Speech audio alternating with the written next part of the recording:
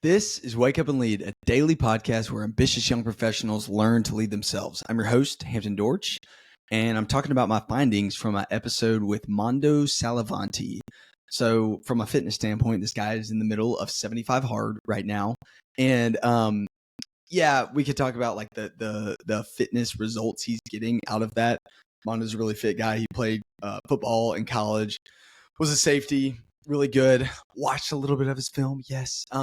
But one of the things that I appreciated him sharing was that 75 hard, you've got two workouts a day, you're reading 10 pages of a book, you're drinking a gallon of water, you're not having alcohol. Like one of the things that he said that he's learned is like you have so much time in your day. And if you really think intentionally about your day, when you block it out, you have way more time than you think to get work done, to get workouts in, to spend time with loved ones. And I think a lot of times we just waste time because we probably don't have a lot of intentionality with our days. And so it was cool to hear how he's like time blocking his days. From a fellowship standpoint, he talks about his buddy Jarrett. Man, to just have a friend that you could say, hey, can we do 75 hard together, and say, hey, we're in. Or to have a friend where you're an advisor and they're in real estate and you like support each other and give each other referrals.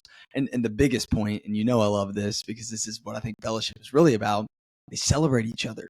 When you can have friends that celebrate you, that you can go to and share your success with, and it doesn't feel like you're bragging, that's when you know you have a true friend. That is when you have true fellowship with others. And I always say this, what is the best way to find that friend? Be that friend.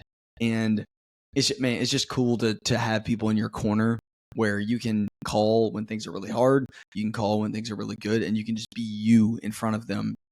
I think that, again, the enemy wants us to be isolated. He wants us to not have community. He wants us to not have fellowship with other people. And the longer you're isolated, the more likely you are to fall and crumble. And so it was cool to hear just about the fellowship he's got with his friend Jarrett, and I'm sure like some other people as well. Speaking of fellowship and really future, for somebody who's 25 years old, the amount of time and really money, you heard it, he's invested into coaches and mentors for himself is truly unbelievable. And I really believe that Mando wants to help you. I don't think he says all that those to flex. In fact, think about it this way. Simon, the first person that he hired, taught him how to be a better financial advisor. Had he have never hired him, then maybe he wouldn't have been able to have the money to hire those other people. It's not like he just has like all this money and you're like, okay, Mando, you clearly you have a lot of money. You can invest in coaches. What about me?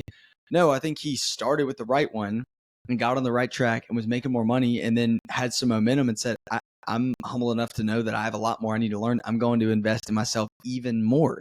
And he learned about marketing and having a personal brand and emotional intelligence and speaking. And it's just inspiring to me. I mean, he said that you either pay with things in time or with money. And a lot of the things he paid for with money has bought him a lot of time because a lot of the skills he's learned would have taken years. And he's really turned decades into days. And I think that's one of the things we can learn from him. I'm not saying go out and blow all your money on a coach. There's a lot of people out there that you probably won't learn anything from. And by the way, at the end of the day, you still have to do something. Nobody's going to hand you a silver bullet. You're paying for information that you can turn into action. If you're not going to turn the things you learn into action from a mentor or a course, then don't do it. You've got to do it at the end of the day. No one's going to hand it to you. But Mando, he's paying for knowledge, he's paying for information, and then he's turning it into action, which I thought was really awesome. Another part of like the future standpoint is like this guy's just really intentional with his calendar. He just seems like he's on fire. I mean, he's got his day blocked off and he runs the play then. And this might sound a little strange because I know that, we're adults if we're listening to this. I'm 26 years old, but sometimes I still feel like a kid. I know I'm a dad and I'm married and I know I am like a grown man and an adult and everything, but like this guy, he acts like an adult. He acts like a professional. He acts like he's deep into his career. And there's no reason why you and me can't carry ourselves that way either. He seems like he's having a lot of fun while also being super professional.